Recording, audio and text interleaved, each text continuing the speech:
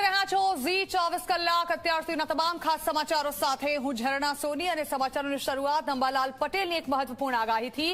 આ વખતે ગુજરાતમાં શિયાળો વહેલો શરૂ થવા જઈ રહ્યો છે। જી હા, આગાહીકાર અંબાલાલ પટેલે આ અંગે આગાહી કરી છે। અલ નીનોની અસરથી ભારતની આસપાસનો દરિયો વધુ ઠંડો રહેશે। 3 ડિસેમ્બરથી રાજ્યમાં ઠંડીનો કેર વર્તાવાની શરૂઆત થઈ જશે। 22 ડિસેમ્બરથી ઠંડીનો પ્રકોપ વધશે। આ વર્ષે શિયાળો લાંબો રહેવાની અંબાલાલ પટેલે આગાહી કરી છે।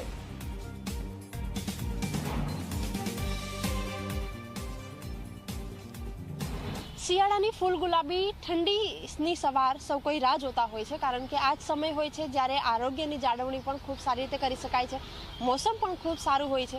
એવામાં આ વખતે શક્યતા એવી છે કે ગુજરાતમાં શિયાળો વધુ પડી શકે તે પ્રકારની શક્યતા, વધુ ઠંડી પડી શકે તે પ્રકારની શક્યતા આ આગાહીકાર અંબાલાલ પટેલે વ્યક્ત કરી છે। એમની પાસેથી જાણીશું કે આ વખતે શિયાળો કેવો રહેવાનો છે।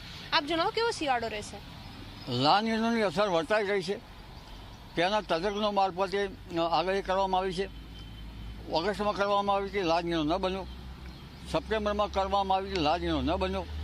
ઓક્ટોબરમાં હજુ કેટલાક તજજ્ઞોના મતે કરાઈ છે, પરંતુ આ લા નીનો ક્યારે બનશે તે કહી શકાય તેમ નથી। આમ છતાં લા નીનો મોડો બનવાની શક્યતા છે અને લા નીનોના અસરના કારણે સમુદ્રનું જે પાણી જળ છે એ કંઈક ઠંડુ રહેવાની શક્યતા રહેતી હોય છે, જેના કારણે દેશ સહિત રાજ્યના ભાગોમાં આ વખતે ઠંડી વહેલી આવવાની શક્યતા રહેશે અને શિયાળો ઠંડો જવાની શક્યતા રહેશે। જેમાં લગભગ 3 ડિસેમ્બરથી જ ઠંડી પડશે। 22 ડિસેમ્બર પછી આકરી ઠંડી પડશે। પોષ માસ આકરો રહેશે અને આ વખતે ઉપરાંત લા નીનોના કારણે એક પછી એક પશ્ચિમી વિક્ષોભ પણ વધારે આવશે। પશ્ચિમી વિક્ષોભના કારણે માવઠા પણ વધુ થવાની શક્યતા રહેશે। જી બિલકુલ, ચોમાસાની વિદાય જેવી રીતે લાંબી થઈ એવી રીતે શું શિયાળો પણ લાંબો ચાલશે?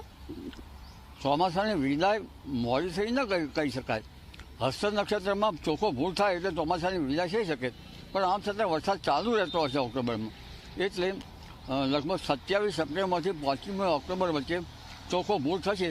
એ વખતે પરંપરાગત જ્ઞાન પ્રમાણે ચોમાસાની વિદાય ગણી શકાય છે। જી બિલકુલ, તો આ વખતે ચોમાસાની વિદાય પણ ગુજરાતમાંથી લેટ થશે અને આ સાથે સાથે શિયાળો વહેલો આવશે અને શિયાળાની ઠંડીની અસર પણ વધારે વર્તાશે। કેમેરામેન તુષાર શાહ સાથે સપના શર્મા, ઝી 24 કલાક, અમદાવાદ।